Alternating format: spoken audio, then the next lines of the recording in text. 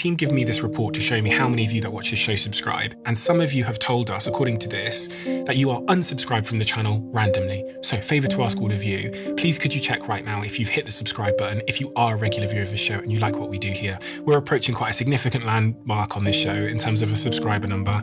So if there was one simple free thing that you could do to help us, my team, everyone here, to keep this show free, to keep it improving year over year and week over week, it is just to hit that subscribe button and to double check if you've hit it. Only thing I'll ever ask of you.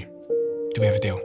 If you do it, I'll tell you what I'll do. I'll make sure every single week, every single month, we fight harder and harder and harder and harder to bring you the guests and conversations that you want to hear. I've stayed true to that promise since the very beginning of the Diary of a CEO, and I will not let you down. Please help us. Really appreciate it. Let's get on with the show.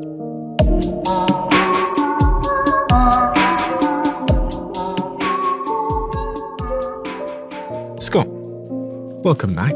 I often come to you to help myself form my opinions on some of the most sort of consequential issues going on in the world, because I find you always have a very interesting perspective. And one of the things that's been front of mind for me, and I think the audience as well, is this subject of artificial intelligence. It's moving incredibly quickly. It feels like a moving target. And I think I saw some stats the other day that said the subject of artificial intelligence is less popular as like an industry than even ICE in the United States. In part because the big CEOs of these companies are saying that our jobs and our way of life is going to be fundamentally disrupted, and people don't feel like they have a say in that. We didn't choose this. Right. What's your perspective on everything that's going on? There have been few brands that have fallen further faster in the last 18 months than two brands. The United States brand abroad.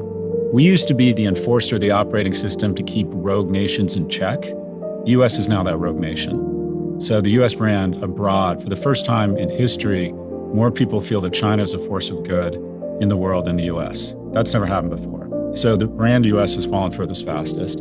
The second greatest fall is AI. Your view of AI is directly correlated to your wealth.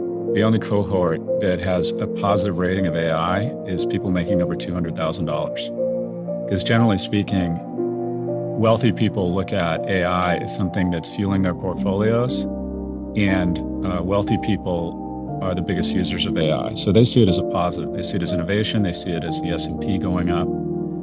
But if you're an average middle-class person, what you may see is that your electricity bills have gone up, and you don't even have access to invest in these companies. And you see some statements from people, Sam Altman saying, stop complaining about energy costs, think about the amount of energy it takes to raise a child.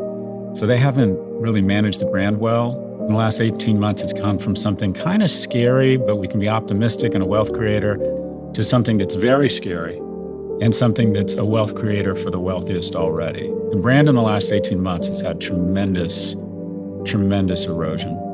When I look at some of the quotes from the CEOs of these AI companies, I've got one here from Elon that says, AI and robots will replace all jobs, working will be optional, like growing your own vegetables instead of buying them from a store. The challenge will be fulfillment. How do you derive fulfillment and meaning in life? And Sam Altman said by the end of 2028, more of the world's intellectual capacity could reside inside data centers than outside them. And when I went through Sam's blog several times, I mean, he's talking about a fairly dystopian future. And many of the CEOs, I mean, even Amadeo Anthropic talks a lot about, his bear case for AI and the job disruption that will follow. And so I think I'm trying to get clarity for myself, really, on like, what is the truth? What's marketing and what's the truth? And I want to add another point, which is I hire a lot of people. Yep. And I'm already finding that our framework, specifically for entry-level roles, has quite radically changed. And so I didn't believe this stuff. Like a lot of people told me that, oh, Sam Altman, these guys, they're doing marketing to make their company seem powerful. But then when I noticed a change in my own behavior, when I'm sifting through these CVs, I thought, oh, maybe things are going to change. I think it's mostly bullshit and catastrophizing and a means of fundraising. Every technology in history goes through a similar arc. There's some catastrophizing, there's some job loss. That increase in productivity results in additional margin, new business opportunities, and employment grows. I don't see any reason why this would be any different. And I think that catastrophizing and talking about this massive destruction in jobs is a way of saying, or justifying the massive investments these companies want enterprises to make in their companies. Because if you look at the amount of capital they have committed and the valuations of these companies, one of two things needs to happen in the next 5 years, at least in the US. There either needs to be $1 trillion in incremental revenue from new products from companies that have licensed AI. So L'Oreal does a big site license with, say, OpenAI. Does it come up with new products? Like, how does it justify that investment? We're not seeing a lot of AI moisturizer or cars that are built by AI. I mean, AI has hit industrialized robots at Amazon, but there's not a lot what you would call new AI-driven or AI products. AI plays a role in the background, but it's very hard for companies right now to point to incremental growth or revenues from AI.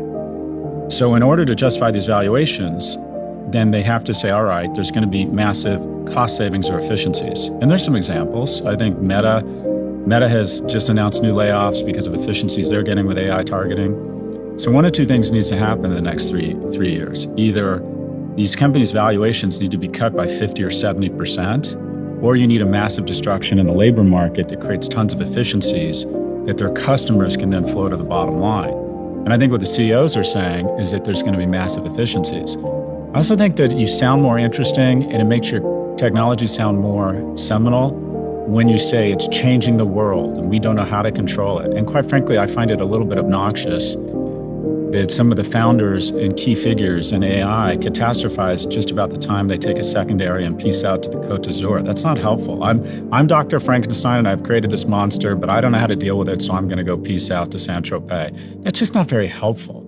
They always talk about the peril. So, well, what do you mean by that? So the first big fear of catastrophizing is just this unprecedented job destruction. They've been talking about that for 3 years, but let's look at the data. The unemployment rate in the US is 4.5%. Among youth, it's 8.8%. That is slightly below the historical average. The number of new business permits or new businesses started per capita in the United States has doubled in the last 10 years. And we hear about, well, what about Meta? They announced they were laying off, I think, 8,000 or 10,000 people yesterday. 2019 to 2025, they went from 16,000 people to 80. So even if they go back to 60,000, it takes them back about 24 months. So I don't doubt that there'll be a real dip or a severe V down in certain industries, customer service, probably the legal field. But I believe over the medium and the long term, it's actually going to create more jobs than it destroys. And I think some of the catastrophizing is nothing more than thinly veiled attempt to say my technology is so devastating that it's going to shift society and you should invest at this crazy valuation. Could you be wrong? Oh, I'm wrong all the time, Stephen. No, but I mean, like, what would have to be the case for you to find out that you were wrong in terms of how you've reasoned up from the first principles of your thinking there? Job destruction, layoffs. But what would you have misunderstood for that to be the case? Like, what would you have misestimated for that to be the case? Ground zero for the job that was going to go away was radiologists. You could scan billions of images, and radiologists, mama, don't let your daughter grow up to be a radiologist because that job's going away. The new job listings for radiologists in 2026 is up. Because what it ends up is that while scanning the image is important, it's a small part of the job. The value out of a radiologist is diagnosing the illness and then coming up with a treatment plan. And that's as important as ever. The number of coders, job listings for coders, year on year is up 11%. So people who understand how to use these technologies and come up with different prompts or different means of vibe coding, that demand has gone up because now AI can be applied to almost any startup. Where I will be wrong is if there is sustained job destruction and the new jobs created in new businesses and the employment those jobs create doesn't keep up with new jobs. And there is a scenario. You don't need 100% unemployment like Musk is predicting. At 20% unemployment, the French had a revolution and Weimar Germany turned very ugly. At 20% unemployment, especially among youth, especially young men, tend to get very angry and take to the streets. So you could see a V that's so severe, even if there's a job recovery, if it hits 20% unemployment, that could cause real civil unrest. But I just look at the data. I look at the employment numbers. If you didn't know there was this seminal technology that very smart people were predicting a job apocalypse around, and you just looked at the data, you wouldn't know there's anything going on. The data doesn't reflect that there's some big exogenous meteor coming for the employment market. Is there a case that this technology, because it's built on the internet, so it has inherent rapid distribution. Every day, Anthropic released a model, ChatGPT released something, it spreads across the world very quickly, and everybody's updating their technology at the speed of light, unlike the Industrial Revolution, where you had to build infrastructure and physical infrastructure. Is there a case that because of the speed of this technology and the proliferation of it, that it will be unlike the revolutions of the past? Right. That's the fear, that the V is so severe and so vicious that we don't have time to recover. And even if there is more jobs on the other side, that there's too much civil unrest around the V. But so far, the V doesn't be decelerating or diving as quickly as people had predicted. I was kind of reminiscing on the way over here. I moved here almost 4 years ago. The first thing I did, I got off a plane at night and I went to this amazing party at Annabelle's, this Brazilian party with all these hot people everywhere. And I thought, I love London. And the next morning I woke up feeling pretty hungover, and my team said, you have this podcast with this young guy. And I said, cancel, I'm hungover. And they said, no, he's really up and coming. You'll like him. He's a nice kid. And I came into this little place in Shoreditch or wherever with all these like cool coffee houses. I had no idea who you were. And within 2 years, you were fucking everywhere. It was like, I'm in the airport and I see your banner on your book. And then I get on the plane and the safety video has you in it. I'm like, make him stop. And my point is, where I'm going with this is, this place is like, it feels like the Googleplex. You're hiring like crazy. You're one of the most technically sophisticated people I know in media. And yet you're hiring a bunch of organic things, walking around and eating and going out and drinking and having kids. So you're the example. Old media is going to lose jobs, but you're creating, how many people have you hired in the last 24 months? Across all of our companies, I'd say about 220. Okay, and those are high-paying jobs. Yeah, those are young people probably making six figures plus. That's a lot of employment. So is the BBC or is the Daily Mail or whatever laying off people? Yeah, but I'm not sure they're laying off people faster than you're hiring them. Yeah, and what I've found is like we're hiring a different type of person, and AI fluency is becoming increasingly important. And to say the other thing is, the only thing I noticed was 60 days ago, I consider myself to be the head of recruitment. We have a recruitment team downstairs and I own a recruitment business. But as I go through that inbox, people that I otherwise 2 months ago would have been, jumping to hire, I'm now pausing because there's new technology that's been launched by these companies in America that means there's alternative solutions. And that's what's giving me pause. People do need to consider ways that they can upskill themselves with these technologies. The labor market is definitely reshaping, and it might reshape faster, but I'm not sure it's going to be the apocalypse. There'll be winners and losers. For example, for the last 30 or 40 years, the unemployment rate among college grads has been lower than non-college grads.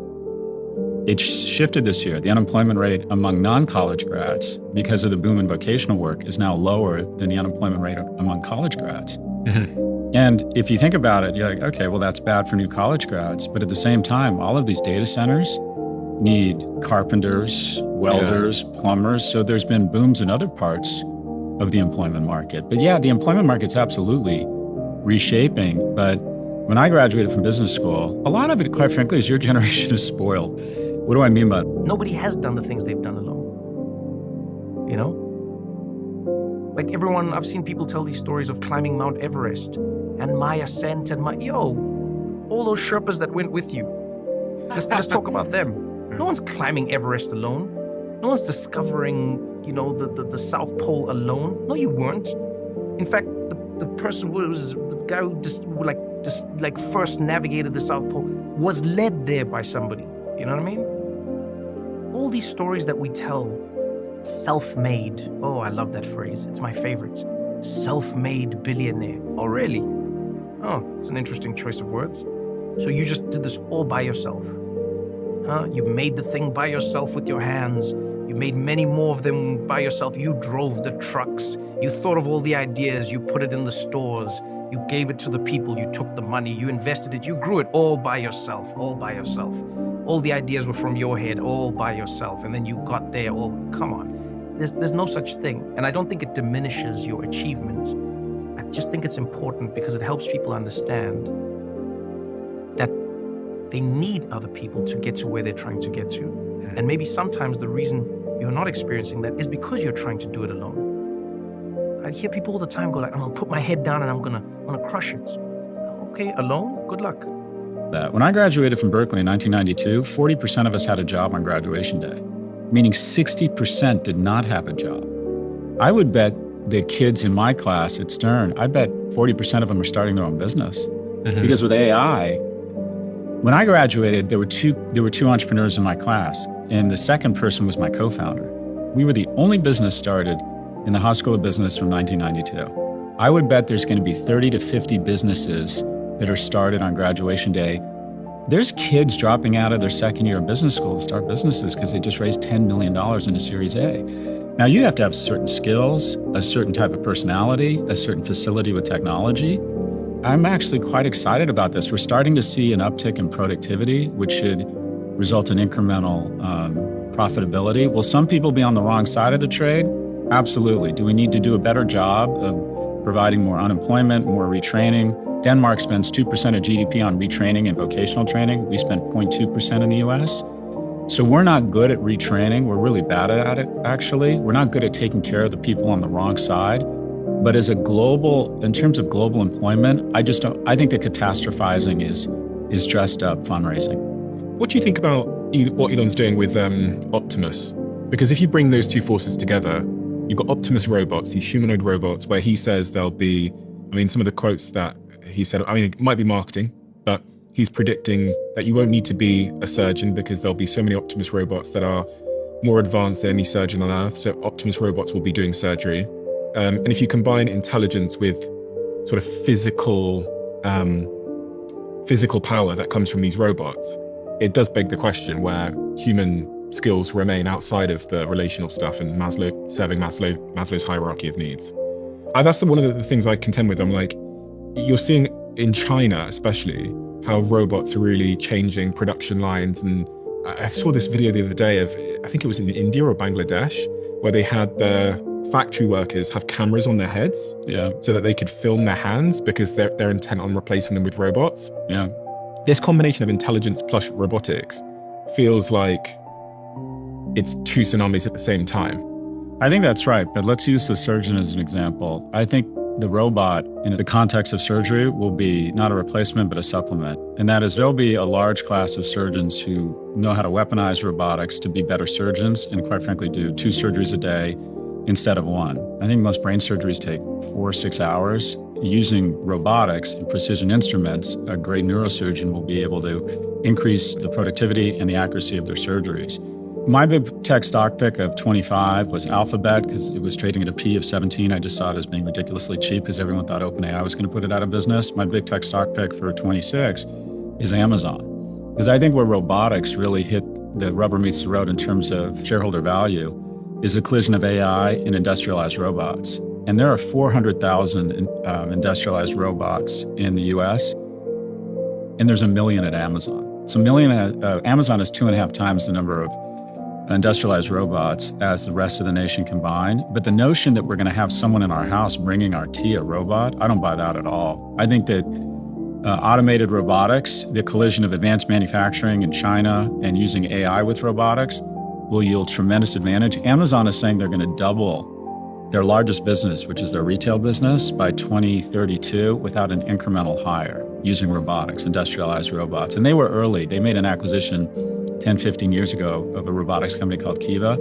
But the notion that there's going to be a robot bringing me my tea here, that's bullshit. The scary thing for me that I'd want to know more about is weaponized, industrialized robots as warriors. Because I wonder, there's just, you can go some weird places. But again, I think AI and robotics, yes. This notion that we're going to have robots serving us our food or in our house, I don't see that. It's interesting because, I guess one could argue that we already have robots in our houses, but they just don't move. So the leap really is, would you allow a robot to move through your house? Because a Hoover's a robot, a fridge is kind of like a robot, especially the smart fridges. One could say a TV is a robot, a smart TV, but the difference is they don't move through our house. So would we allow the Hoover to move itself? And then once we allow that, would we allow it to potentially bring us something? Yeah, I get it. I just don't, the stuff I've seen on actual application of these robots. And keep in mind, these individuals, the job of the CEO now is, it used to be to underpromise and overdeliver. Now it's to overpromise and underdeliver and create a vision that creates cheap capital so you can pull the future forward. My understanding is 3 years ago, we had 1 million autonomous Tesla taxis on the road, and that did not happen. In 2016, Musk said, or 2017, there was going to be autonomous was 2 years away driving. So their job is to predict a very exciting future. I also think Musk in particular is very good at saying, look over here as he stuffs a rabbit into a hat. I mean, Tesla's an automobile company, so he's got to create a story to justify its 155 times earnings when most automobile companies trade at 10 or 15. So it's robots, it's space, it's connectivity with AI and autonomous and robots. It's constantly look over here because I think it's very difficult to justify the valuations he's raising money at. So, and to be clear, he, as much as anybody, is able to pull that vision forward. He's launched 90% of the rockets sent into space have been by SpaceX. But this is a company that's trading, that has $16 billion in revenue with $8 billion in profits. And it's going to go out in its IPO at a projected valuation of about 90 to 110 times revenues. When Google went public and went out at 10 times revenues and it was growing 10 times as fast. So what is this? The key attribute of an innovator right now is storytelling. And that is to make sure the promise is way ahead of the performance such that you can access cheap capital and pull the future forward. But a lot of this stuff I find is a lot of jazz hands. He's often known for being wrong about his timelines, but he does seem to deliver magic to the world. The best product in my mind, the two products that have changed my life from a technology standpoint, most underrated product is AirPods.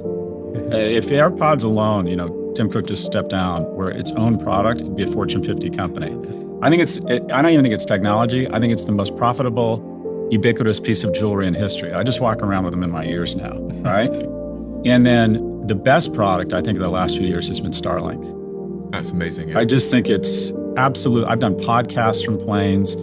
I can talk to my sons on FaceTime. That product is, all airlines are flying the same tin can, same routes, same bad food, a real point of differentiation for them, and also in maritime.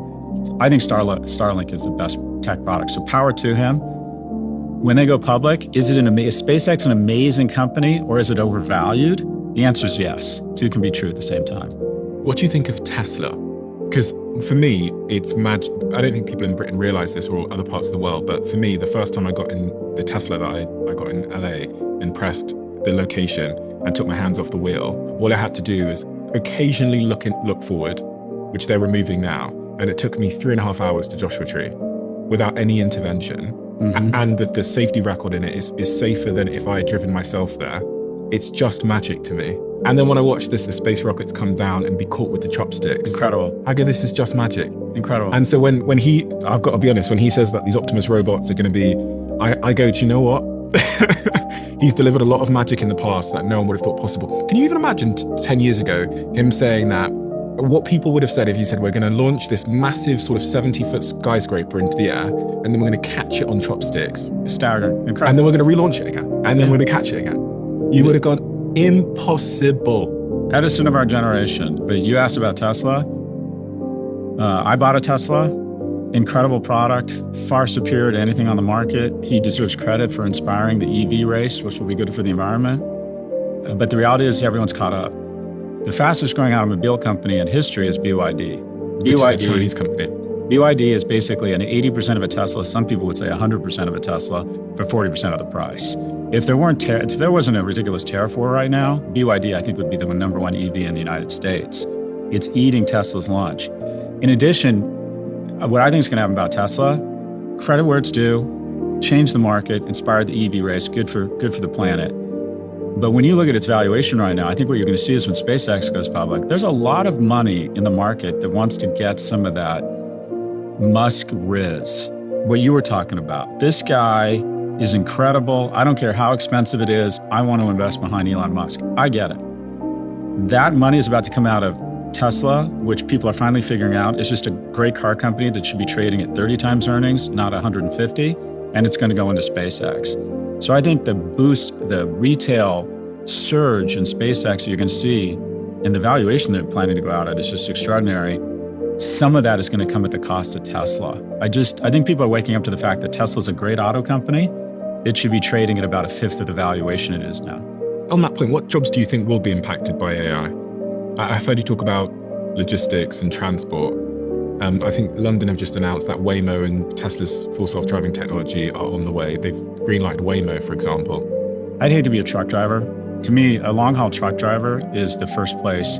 Trucks can drive between 10 p.m. and 4 a.m. when there's no traffic on the road. I don't think it's a very good job. What's interesting about, or one of the things that's interesting about truck drivers is the biggest employer of non-high school grads in America, of non-high school graduate males. It's the biggest employer. Really? It's actually one of the 2 or 3, I think, biggest jobs by number of people in the United States.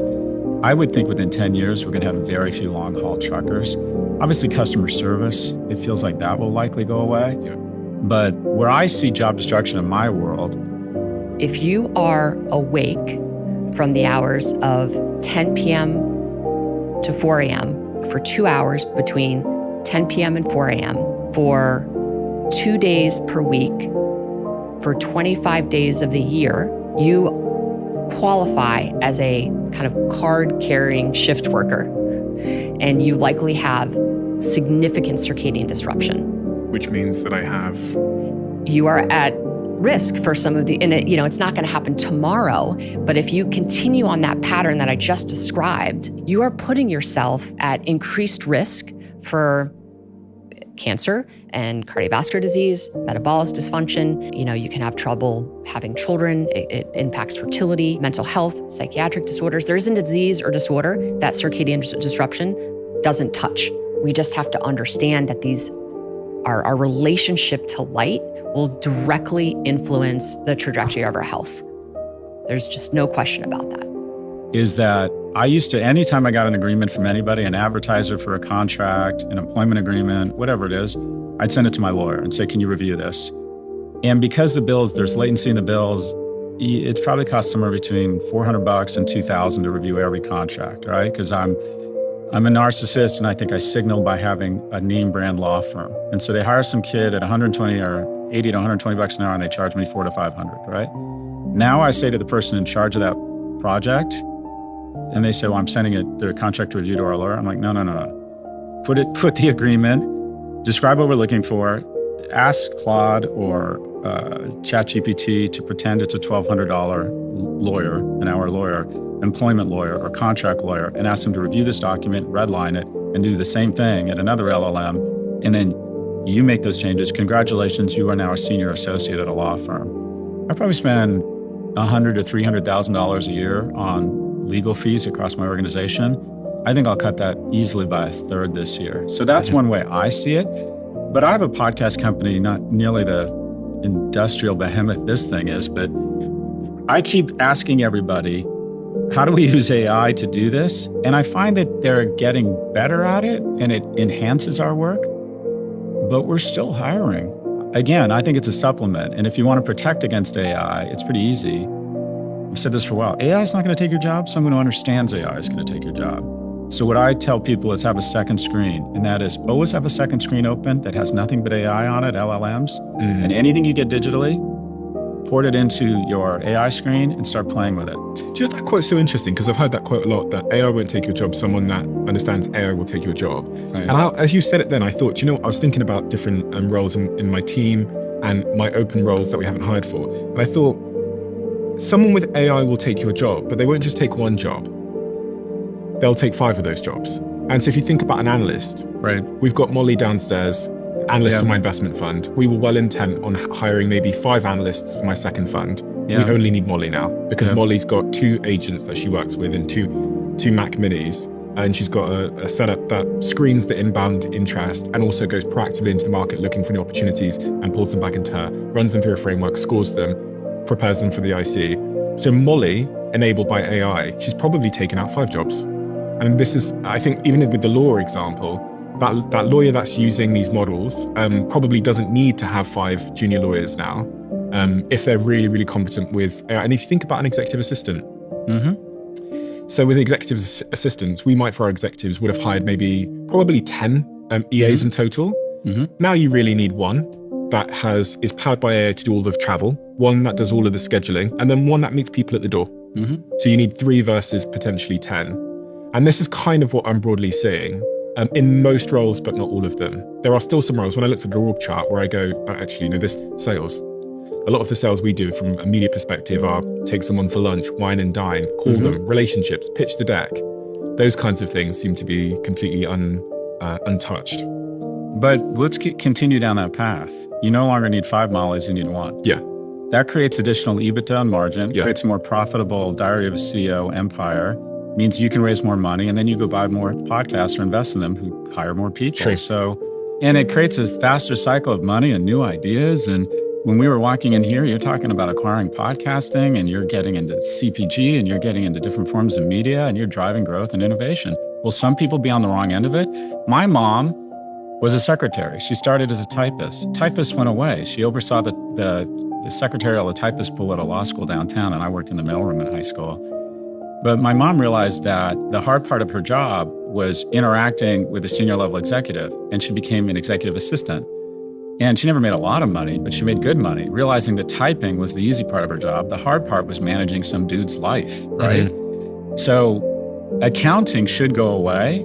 But what you're seeing is there's actually more accountants this year than there was last year, because accountants, the smart ones, are moving into wealth management and tax optimization, which keeps getting more and more complicated. So yeah, do you have an onus to update your skills, to understand these? I remember when I first moved to New York and they hired an assistant for me, and she came in and said, "Oh, I don't use computers." And I'm like, "Well, you can't work here." So it's like, to say you're not going to learn AI, or at least the basics on how to use it, is like being in 1998 and saying, "Well, I don't use PCs." So you got to update your skills. The cycle time's decreasing. A lot of people will find themselves on the wrong side of the trade. I have to force myself to use AI. The part of your brain around understanding new technologies begins to die, right? I can no longer perceive a calendar. I can't tell you what I have next for some reason. I used to be able to do I could do a Scotsman accent, Stephen, like no one's business a few years ago. That part of my brain has died. And when I try to do an accent, it sounds like a dead language that twins speak to each other, and it offends everybody.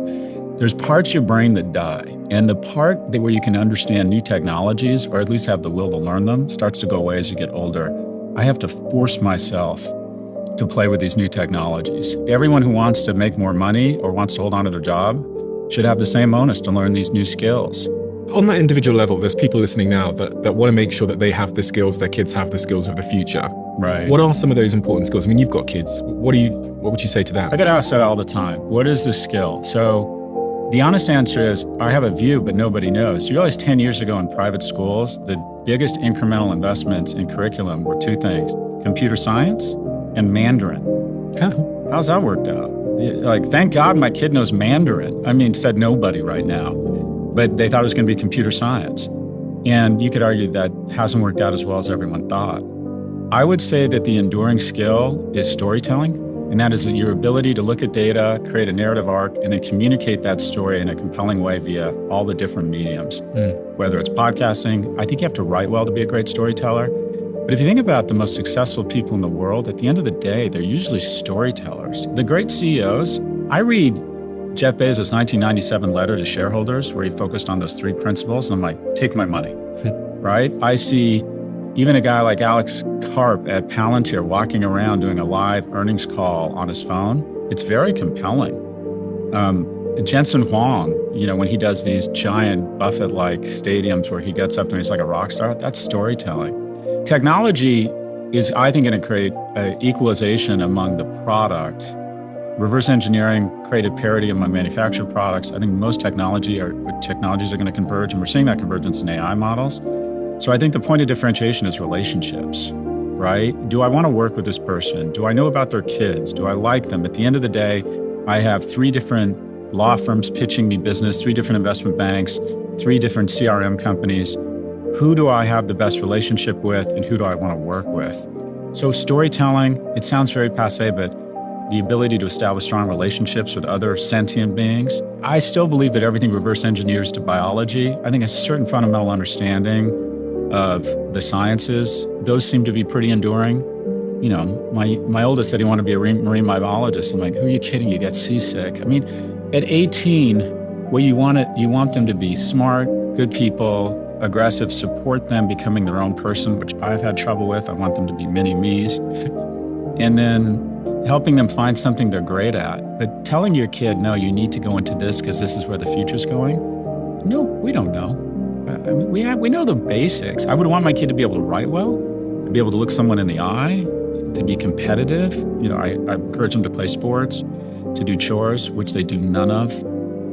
But other than that, I don't know.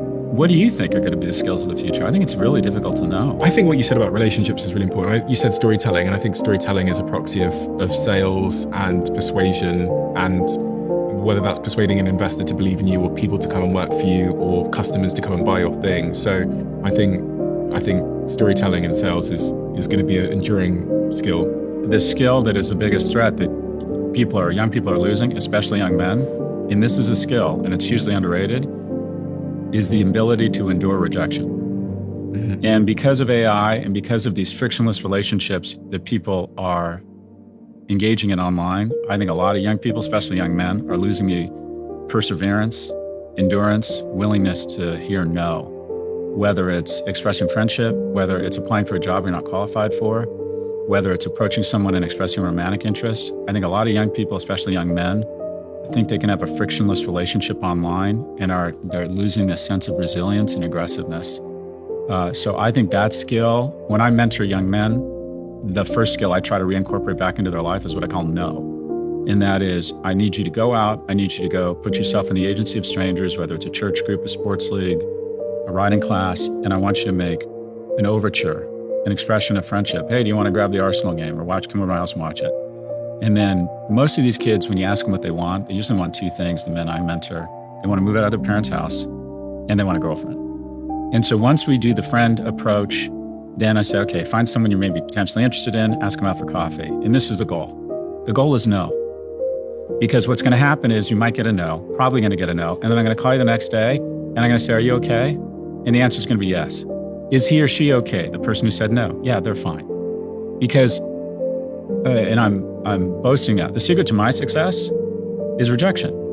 I ran for sophomore, junior, and senior class president in my high school. I lost all 3 times, and based on my track record, I decided to run for student body president, where I went on to, get this, lose. It never bothered me. I mean, I mourned and I moved on. Every entrepreneur, how many no's have you gotten? Oh, fucking hell. Yeah, more so than anybody. I mean, so any person you look at and think that person has made more money than I would have thought, or any person who's hanging out with someone much higher character and hotter than them, has one thing in common.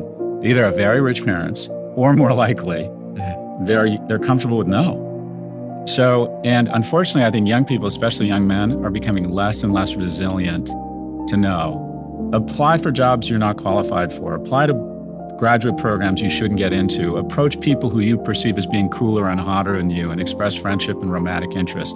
That is the key. You want to punch above your weight class? Get out a big spoon and get ready to eat shit. That is the only thing that is common across all great entrepreneurs who are self-made, is they have the ability to mourn and move on. I've been thinking about this a lot lately. It was inspired by listening to Adam Newman on that podcast a couple of weeks ago. He did one with Rick Rubin, I think it was. And in it, he tells the story of sitting in the back of the cab. Iran has figured out that we can't beat them. We're not weakening Iran. We have strengthened Iran, and we can't stop their drone attacks. And what you're seeing is far more chaotic decision-making is happening in the White House than is happening in the government of Iran. And it's evident Trump is losing power. So when I look through the response to the last conversation, the audience had lots of different types of questions. Like there's 90 odd million people stuck right in the heart of this that often don't really have a voice. What do you think happens next for them? And what is Israel's role in this? Well, Israel's playing 2 roles here that have not helped us correctly assess the situation. And we'll talk about that. And then what do you think happens with Europe? NATO is, for all practical purposes, dead. And what happens next? So for 21 years, I laid out what a hypothetical bombing campaign of Iran would look like. And when I was here last time, every single thing we talked about unfolded in the first several weeks of the war. So when you did this 21 years of modeling these attacks, how did America come out of this situation? So there was a consistent set of findings, and America can bomb them, attack them. We could even threaten to murder all 92 million of them. But the bottom line is, with Massa, who's the owner of SoftBank, and he was going to ask him to give him $300 million. And Massa turns to him and says, "You're just not ambitious enough." And he says, by the time that 23-minute cab drive had finished, Massa had offered him $4 billion, and he had signed a little napkin thing that Massa had in the back of the cab. And that story and other stories like it have made me realize that like some of the game in life and success is what I now call selling yourself long. And most of us go through our life selling ourselves short. And I think in part because we don't see ourselves on an exponential curve. We see ourselves as a fixed state. This is who I am. This is what I'm worth. But you've almost got to like factor in your own exponential improvement. I mean, if you take you from 21 to now, how your intelligence and wisdom and connections have all compounded, but you would have sold yourself at the value of you at 21 years old. So I actually now think in every season of my life, I've sold myself short. When I was 18 years old, I sold 20% of my company for $5,000. And then I thought I couldn't believe it. I was celebrating in my room. At the time, I was stealing Chicago Town pizzas to feed myself. And then a couple of years later, I sold another 30% of that 30% of my company for $300K. And I thought I'd hit the Euro millions. All right. That company ran up and was on the stock market for many hundreds of millions many years later. I thought, God, I've sold myself short my whole life. So assume I'm doing the same now. And if I assume that, what would I say? What opportunities would I go for? And I think that for me, that should apply to everybody. I think it's self-fulfilling. Yeah, there's something about imagining where you want to be in 5 years outrageously in the reverse engineering back. But at the moment you took that $300K, you really needed it. I mean, that was, so it's a function of your opportunity set and what's actually the market says to you. I think pricing is a signal. I struggle with pricing. And what I tell whenever we're writing a proposal or whenever whatever I get back, I'm like, okay, increase the pricing 30 or 50% more, because pricing is a signal and you can always take the price down. And the client, the person will always come back and ask for the price down. But I mean, quite frankly, and this is sexist, I think men are better at imagining an unrealistic self and women are more measured. And I think that's one of the things that has held back women as entrepreneurs, and the fact that not as much capital has been available to them because the people allocating capital have been white dudes from Stanford or Harvard. 40% of VCs are from 2 schools. I think it was Charlie Munger who said, someone who has a crazy vision of their own potential that's stupid and obnoxious, his attitude was never bet against that person because occasionally they're right. And so we talked about Musk, for a guy to think I'm going to raise so much money and command technology that I can be responsible for 90% of launches and control 70% of the Earth's low orbit satellites, that's pretty arrogant. So yeah, I agree with you. And let me put it this way. If you're going to err to the upside, because the market will bring you back on its own. Yeah, that's so true.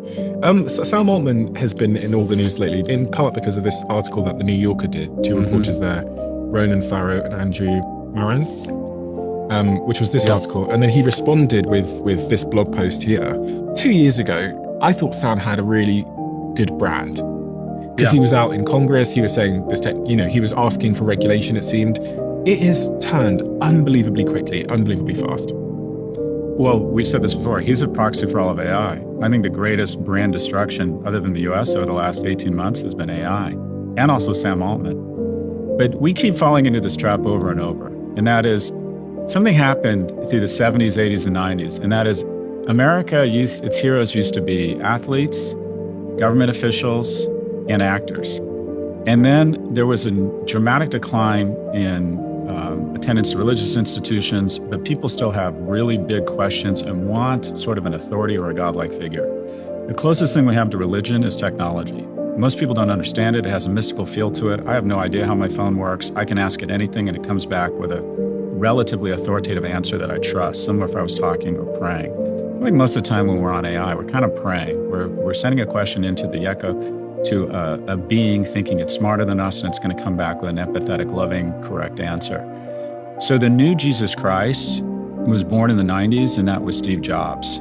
And he was taken from us early, like Jesus Christ. The idolatry of innovators has absolutely gone crazy. And the new Jesus Christ, if you will, are these tech CEOs. And here's what we fail to understand. They do not have our best interests at heart. They are not concerned with our emotional well-being. They are not going to comfort us when we're older.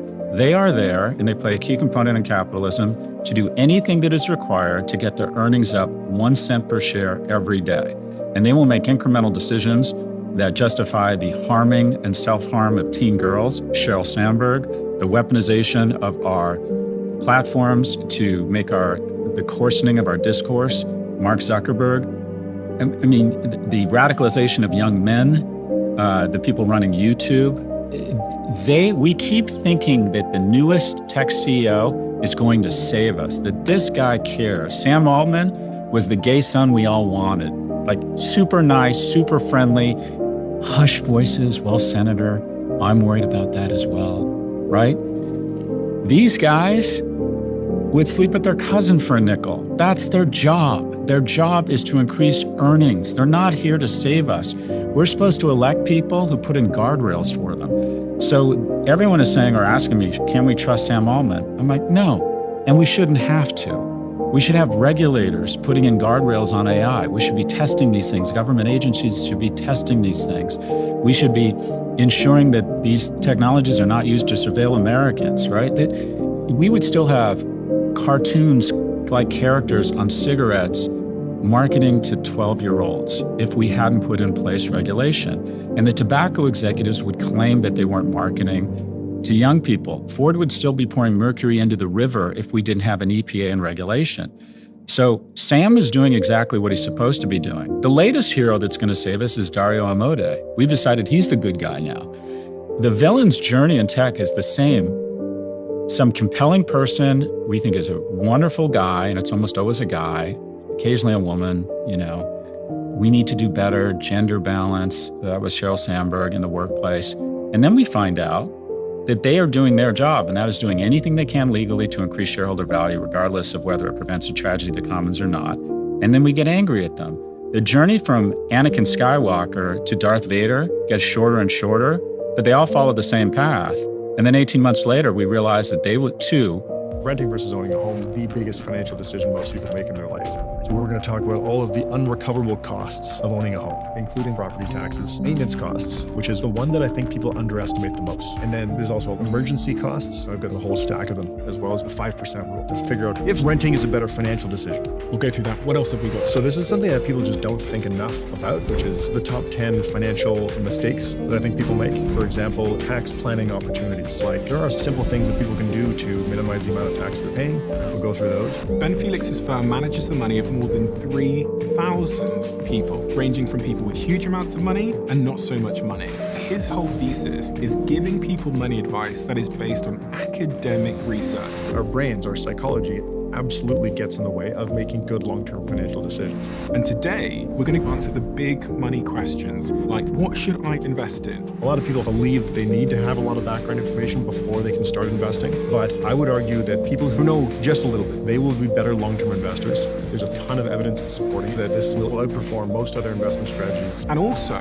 what is the mentality, the mindset of people that end up making money over the long term? Psychology is important for determining what your financial goals are. So this is a framework that we developed to elicit higher quality goals. What would you say to young people that are thinking about their financial strategy? A lot of young people feel a lot of pressure to save, but there is research suggesting that it's probably suboptimal for young people to save, which we'll talk more about later. And then in a world of AI where everything is changing so quickly, what should I be doing with my money right now? Ben Felix has the answers. We'll say and do whatever they can to try and delay and obfuscate regulation, and that sometimes when we don't have a government with a lack of domain expertise, with a lack of insight, with people who are a cross between the land of the dead and the Golden Girls and don't understand these technologies, that when these technologies are allowed to run just free with no regulation, they do bad things. So Sam Altman is the latest person we've discovered as Darth Vader, who's gone to the dark side. It happens with all of them because they're doing their job. We as citizens aren't doing our job, and that is we're not putting in place elected officials that regulate these companies. So yeah, can we trust Sam Altman? No, but we shouldn't need to trust him. We should be able to trust that we have smart elected officials that will regulate these companies. Did you see this article he wrote in response to having a Molotov cocktail thrown at his house? I read this article without reading it. So there's been death threats on his life. And let me be clear, there's absolutely no justification whatsoever for this. And it needs to be, I don't even like it when people yell at J.D. Vance when he's skiing with his family. We don't want to be that nation, or we don't, in the West, we have if you're operating with the confines of the law, which Sam is, he deserves to live in peace. It is sad. Do you realize in the US now, there's no more people working in private security than there are cops? Really? Because there's always going to be a number of people who are likely, I don't know about the perpetrator here, who are mentally ill and who will find an excuse. Essentially, the makeup usually of these perpetrators or these criminal actors is they're usually young men looking to restore their social capital through what they perceive as a historic act of violence against a famous person. This has gone on for a long time. He's now famous. I don't think it's fair. I've seen some people try to equate AI's dangers as if these acts of violence are somehow justified. They're not. There's no justification for a healthcare executive being executed in the streets. There's no justification for violence against Sam or attempted violence against Sam and his family. I think it's young men with a lack of opportunity, mental illness, and unfortunately access to firearms everywhere. But it's always happened. I don't make the connection that somehow it's more justified. I think famous people, 1 in 3 presidents has been shot at. Crazy, isn't it? So the more famous you get, quite frankly, the more personal risk there is, because someone is going to decide that taking you out for whatever reason is going to restore their social capital. Actually, if you look at assassination attempts and violence, it's actually gone down. But these stories are cinematic and very interesting, and they get a lot of attention. But I think it's a shame we live in a society where, especially in the West, where they have to endure that kind of risk. One of the really most lovely moments I've seen, I don't know if it was the Danish or the Norwegian prime minister who stepped down, they applauded, and he got on a bike and rode home. I thought, you can't do that in the US. Obama's kids still have Secret Service protection. So there's definitely something, I quite frankly blame it on big tech that tries to convince people that this person is their enemy and this person is evil. Sam's not evil. I don't know him personally. I sat next to him at this party I went to, but he's doing his job. Quite frankly, we're not doing ours. Do you think he's a nihilist? I don't really know the definition of the word nihilist, but I guess it's someone who believes that life is essentially meaningless. I think there's a nihilist vein running through big tech where a lot of them have go bags.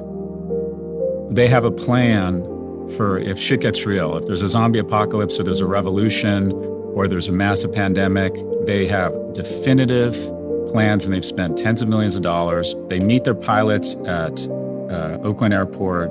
They get on their Gulfstream 650. They fly to New Zealand, to Auckland, and they have a bunker built out. Is this true? Oh, there's a lot of them. Really? There's a lot of go plans amongst the wealthy. And sometimes it's not as dramatic. Sometimes it's just a home nuclear attack, cyber attack, revolution. But I would say amongst billionaires, I would bet conservatively 1 in 3 have some sort of go plan. And that's nihilist. And also, to a certain extent, I think wanting to be an interplanetary species is a little bit nihilist. Also, if they're saying that in the future, people aren't going to have jobs and there's robotics and there's this AGI, this super intelligence, which is going to be smarter than everybody. And even if there was a 1% chance that these doomer predictions around AI could come true, I would stop. A 1% chance of humanity sort of self-imploding or destroying itself. Wouldn't a rational person stop? Well, okay, you're Oppenheimer. It's going to take 3 million American deaths to invade Japan. Japan will not surrender. And you're in charge of splitting the atom. There was much more than a 1% chance that our ability to split the atom and then show we would use it against a civilian population would result in the end of the world. Should he have stopped development of it? So a lot of scientists, nuclear scientists, killed themselves. They committed suicide because they were convinced once we'd split the atom and use it against civilians, it was the end of the world. It was just a matter of time before we were all using nuclear devices. So I think you keep moving forward. And nihilism, where nihilism impacts these people, let me go back to the go bag. I talked to one of these people. He outlined his plan for me, right? He's a billionaire. Yeah, outlined his plan B, if things get really ugly, right? And my view was, okay, boss, let's play this out. Something happens, there's an event. It's too dangerous to stay here. You meet your pilots at the airport. I mean, shit really gets real. People scaring for food. People become feral. I mean, you don't think your pilots are gonna kill you and fuck your wife? Like, what do you think's gonna happen? You don't think the people in New Zealand are gonna be like, let's go take the rich guy's shit? Like, it strikes me that these are such misallocated efforts and capital that if you're really focused on your own future, whether you're wealthy or not wealthy, that your resources and your talent should be allocated towards trying to make this place a little bit more habitable. Not trying to colonize Mars, not having a go back. And this is part of the problem with the 0.1%. There are 900 billionaires in the United States. And I would imagine 300 of them give money. They're responsible for 20% of all political donations. And that 20% number is misleading because they can be more strategic. So unions are big givers, but they just give money to whoever's pro-union. So it's not that strategic. Billionaires can allocate capital to a specific issue, really ramp it up, so they have a disproportionate amount of control over our elected population. And the problem is the 0.1% are not invested in the health of America. Why? They don't have to put up with TSA lines. They fly private. They don't have to put up with shitty health care. They have concierge medicine and access to the best medicine in the world. They don't have to put up with 40% of third graders can't read or write. Their kids go to amazing schools that spend on average $75,000 a year on their kid versus $15,000 at a public school, $10,000 at a public school in a low-income area. They don't need police. They have doormen and security. Where I live in Soho, there's no homeless. As far as I can tell, there's no crime. There's no cops. There's cameras everywhere and doormen everywhere. My point is they are no longer invested in the well-being of America. They've totally dissociated from the investments required to make America a better place because they're sequestered from it. They're no longer invested in the